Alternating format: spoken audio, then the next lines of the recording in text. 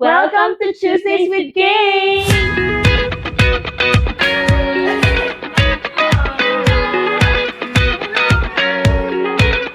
Hello everyone! This is Kay Dioso, CEO of Kay Serene. We want to welcome you here, Tuesdays with Kay, where we share real stories, real glow from real people.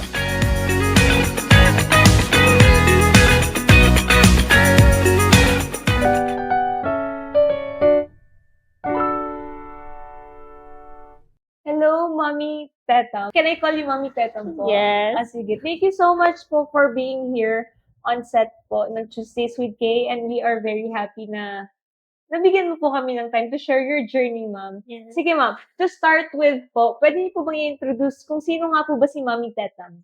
Ayun. So actually, I'm Mommy Tatam. I'm a first-time mom of a 6 months baby boy.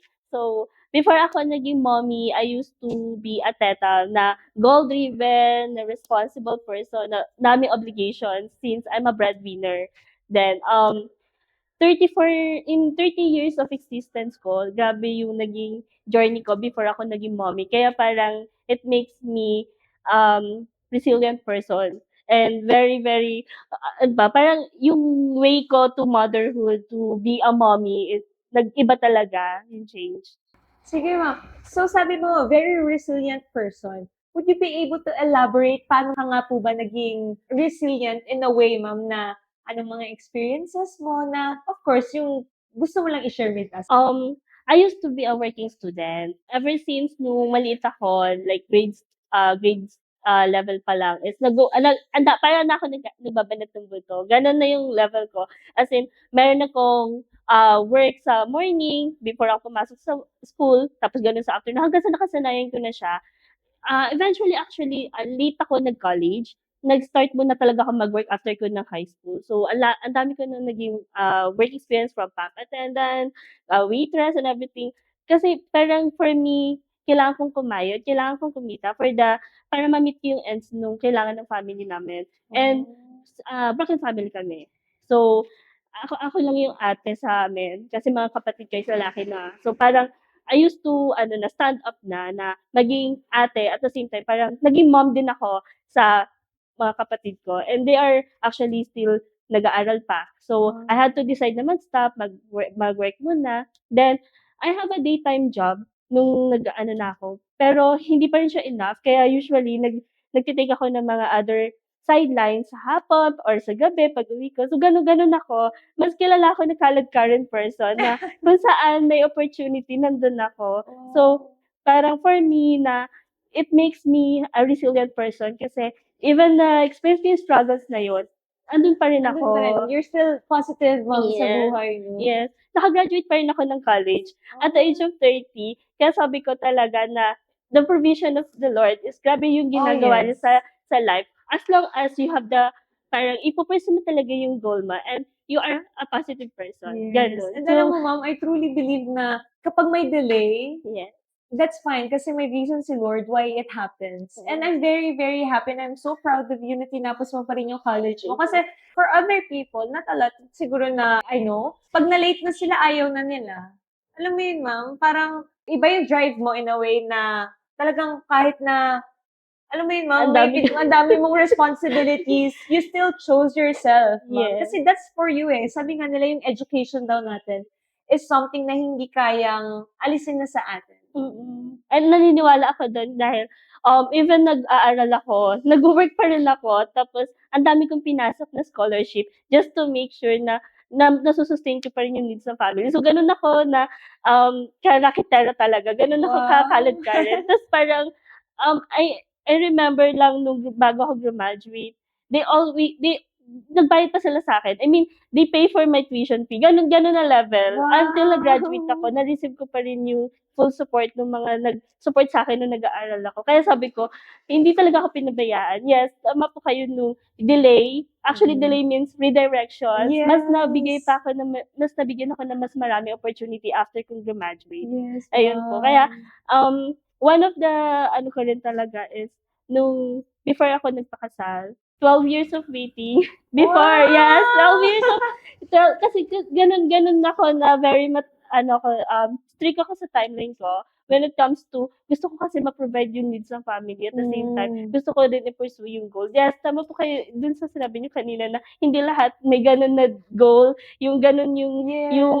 katatag, ka-firm yung decision na matatapusin ko yung pag-aaral. Oo, Nasa ma'am. point din po ako na gusto ko rin sumuko, gusto ko rin na mag-give up, pero hindi parang laging there's a push pa rin sa'kin na hindi, once na tinapos mo 'to, mayro'n pa rin patutunguhan yung or mape-pay Meron. off pa rin lahat nung pagod and Totoo. sacrifices, which is And alam ngayon naman. oo nga, ma'am. And alam mo si Lord talaga, si Lord lang Yes. ang talagang ida-direct niya tayo na, "Okay anak, okay, you have to pause. You have to wait for me kasi I'm doing something for you na you will understand in the future." Yes. And ma'am, nakakatuwa nga yung ganyan. Ngayon, tingnan mo, ma'am, na-delay ka man sa school, but you're a mom, Yes. you have your son, kasal ka pa, and for 12 years, ma'am, ang tagal! Yes.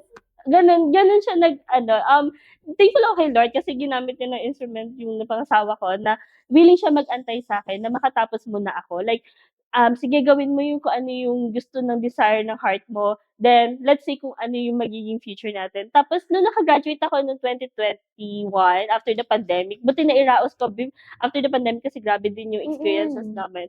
2022 we decided to get married na. 12 years, saktong 12 years namin. Tapos, I have the stable na trabaho na rin that time. After kasi parang nag-pay off talaga yung Oo. lahat. And then even after post-pandemic, ang daming opportunities. Hindi pa rin ako natigil sa mga rackets like may daytime, gano'n. Siguro nandun na yung heart ko sa yung pag-work and Yes, yes. everything. And of course, the Lord has always provided for you, ma'am. Yes. Ikaw na nga nagsabi, yung term mo na lang na hindi nauubos, palaging meron, di ba, ma'am? Yes. Ayos. And eventually po, nung kaya lang there were times talaga na yung katawan din po natin nagi-give up. Kasi nung nag-30 something na ako tapos nag 2 years married na kami, parang naisip na talaga namin, wake up call. And parang sabi ko, hanggang kailan ako breadwinner, hanggang kailan ako magpo-provide sa family, kailan naman yung para sa'kin. And that's the time na parang noong 2024, I said, ako naman sa family ko. Yes, yes, Then, ma'am. kasi sabi ko, baka mamaya magtampo sila, hindi na kami bigyan ng anak.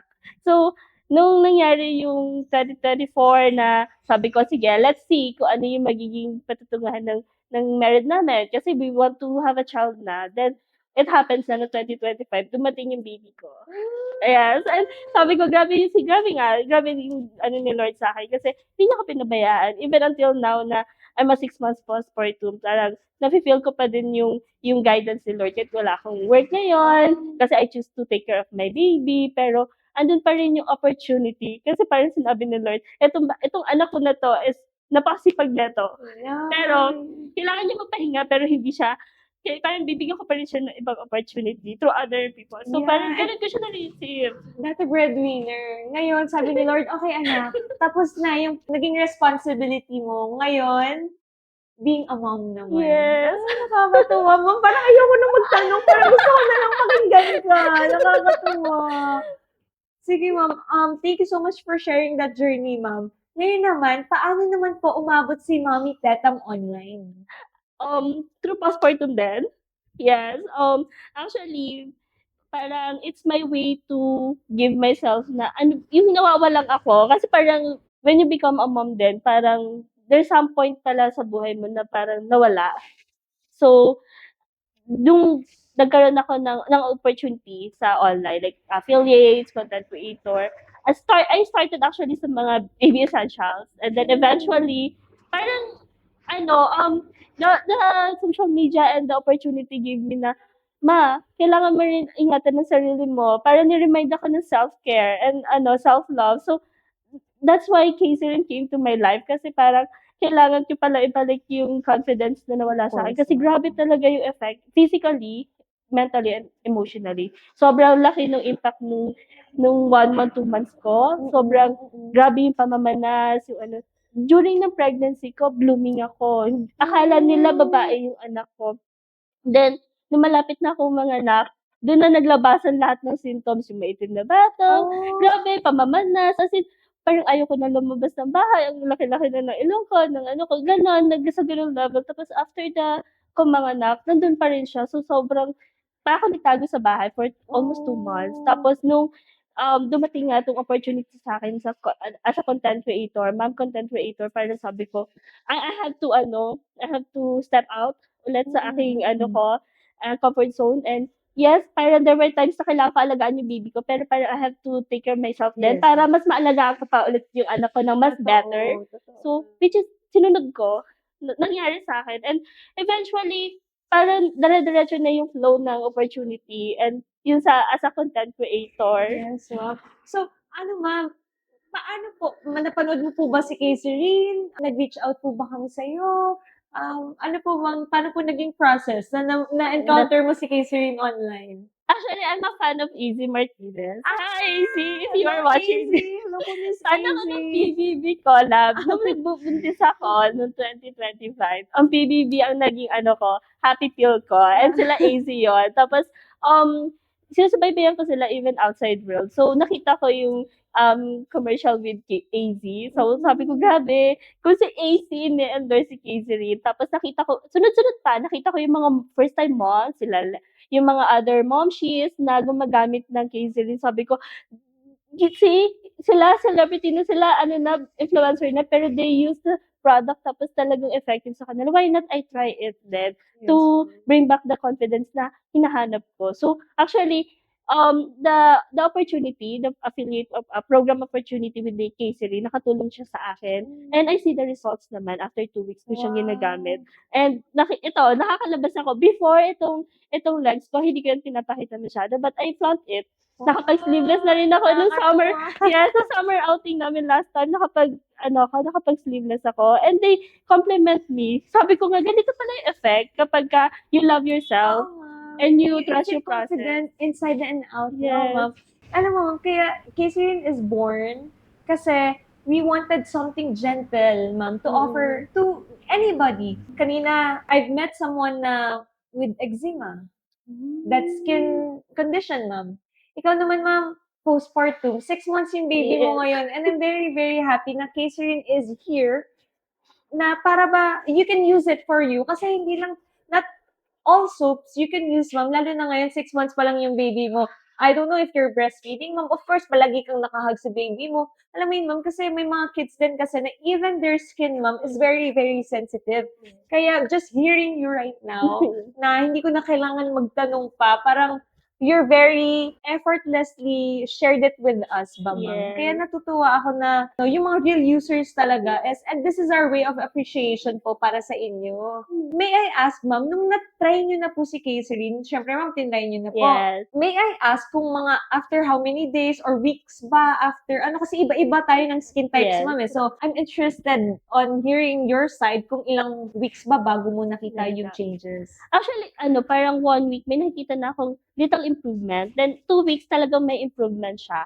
As in, yun yung sumakto pa dun sa summer event namin na parang, nakapag-sleeveless ako. No, which is hindi ko ginagawa kahit nung hindi ako buntis, hindi ko ginagawa mag-sleeveless. But now, seeing me na nag-sleeveless, so ganun yung naging sa akin yung Kayserine na ginamit ko nga siya.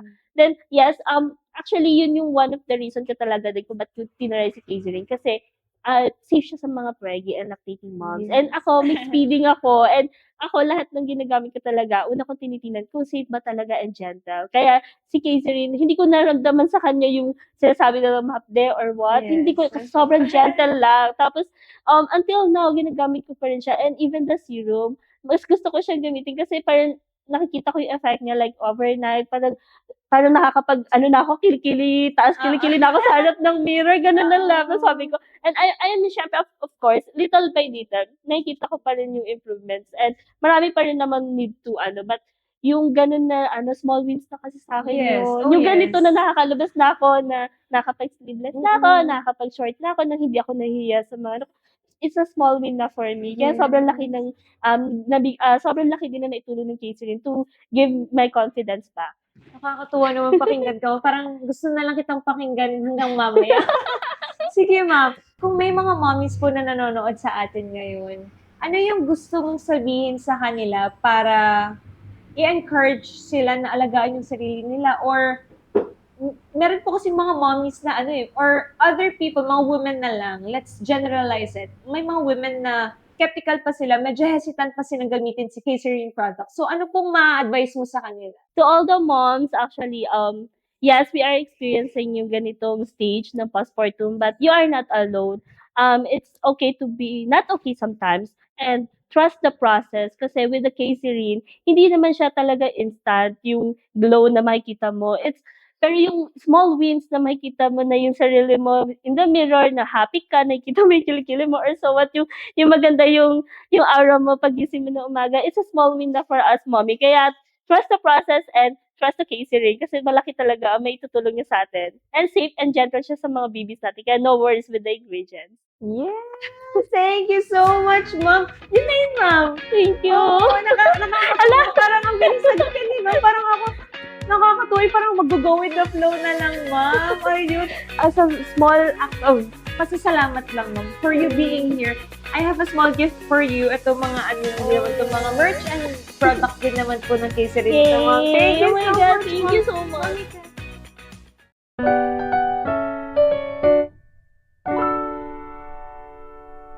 Alam mo, ma'am, I hope this is not the first and the last na magkikita tayo kasi ma'am, gusto nating mag-build ba ng community. Yes. So if you have any friends then na interested, mga new moms, mga, Yes. or mga kapapanganak lang, ma'am, Mm. or mga singles, mga married, ma'am, just let them know, ma'am, kasi mag-build tayo ng community. I don't know if you've tried YouGlow Babe na din, ma'am. Yes, actually, laging ina gave me the yung example. Binigyan niya ako kasi sabi ko, ganun nga yung support ng mga mommies. Tapos, tinry ko siya, and even yung parang capsule. Kaya tapos, binack-up ko pa with this. Kaya talagang siguro, mas mabilis ko rin nakita yung Totoo, results. ma'am, yeah. And, yun, yes, sinishare ko siya sa mga communities, mommy communities. Thank And you so I much, see that, ma'am. yung one of the videos ko, comments nila yun, talagang inano ko din, finalash ko para masagot ko yung mga questions ma'am. nila, lalo especially kung safe ba sa lactating mom. Yes. And ako kasi trusted ko siya safe sa lactating kasi I'm a Oo lactating nga, mom. ma'am, yeah. Siyempre, careful ka rin, ma'am, kung anong ginagamit mo kasi first baby mo rin. Yes, first Alam mo, si Miss baby. Giselle, nung una, ma'am, kasi si Miss Giselle nanganak po yan, sa Canada. Yes. So, syempre, naghanap yung gentle. Dumating pa nga sa time na hindi na nag-moisturizer yan kasi ang iniisip niya, baka daw maka-harm back sa pamangkin ko yung ginagamit niya. Kaya si K-Serene, ma'am, talagang recently launched lang po ang K-Serene. And I'm Yes. very, very happy na you're one of the people na nakausap namin in person. Kasi, ma'am, gusto namin marinig kung paano ba, after how many days. Kasi, ma'am, yan yung mga questions sa atin eh. Parang we are conducting results na from other people and interviewing you personally, ma'am. Kasi hindi lang yung parang nakita natin yung before and after pictures online. After how many days, kasi pictures is pictures, ma'am. Yes. But yung having conversation with the real user yun yung nagmamatter talaga sa amin. How can we give back to our affiliators, mga real users? Alam mo yun, ma'am, kasi may mga silent users tayo, ma'am, na hindi na, of course, ayaw na nilang ibigay online. May mga ganun. Especially yung mga dark Yes. areas. Kasi ma'am, meron din po mga lalaki na napaputi na pala yung mga batok nila, pero ayaw nila, parang lalaki, sige lang, basta ako, gumagamit lang ako. Kaya ma'am, we really appreciate you being here nga talaga. And from where ka pala, ma'am? Bulacan. Yes. Kaya medyo naligaw pa kami papunta dito. Kaya thankful ako kay Sir Jeff kasi sobrang niya, considerate niya. Thank you, Sabi ko Sir Jeff. sa tatanong niya ako, pupunta ba ako? Sabi ko, yes, pupunta ako kasi I want to meet you in person. Yung baby ko excited. Actually, yung baby ko excited pupunta. Oo, nakakatawa. Yes. Diyan ko yung husband niyo. Nag-drive kayo, ma'am? Nag-grab po kami. Okay. Oh my God, sorry, naiyak pa ako. Pero okay, thank ma'am, you, but thank you. Thank you for being here, ma'am. No, we really appreciate you talaga. And the Lord is good. There's always reason why you're here, ma'am. And, we are a firm believer na may reason kung ba't nandito tayo ngayon, nagkikwentuhan tayo ngayon. Siguro, eto na yung, ma'am? Siguro, matagal ka na bang affiliator, ma'am? No, actually, 4 months. 4 months? Kasi nung nag-decide ako na maging content creator, nung kakapanganak ko, mga 1 month medyo hindi pa ako. 2 months medyo sabi ko try ko muna. Just continue doing it, ma'am. Opportunity knocks. Kasi yun din, alam mo, not only for you, ma'am, kahit sa mga friends ko, kay Sir Jabe, sa mga nandito, for them, sabi ko, andyan na, mag-affiliate na kayo, kung gumagawa kayo ng video, i-affiliate nyo lang, ilagay nyo sa basket nyo, kikita at kikita kayo. Yun yung palagi kong sinasabi, ma'am. Kaya kung yun yung iniisip mo, ma'am, and for you, that is your rest para sa sarili mo online, keep on doing it, ma'am. Kahit hindi ka kumita, kung peace of mind mo lang, enjoy mo, di ba? Why not? Oo. It pays so much kahit that's something money can buy, di ba, ma'am? Yes. Kaya yun, just continue doing it, ma'am.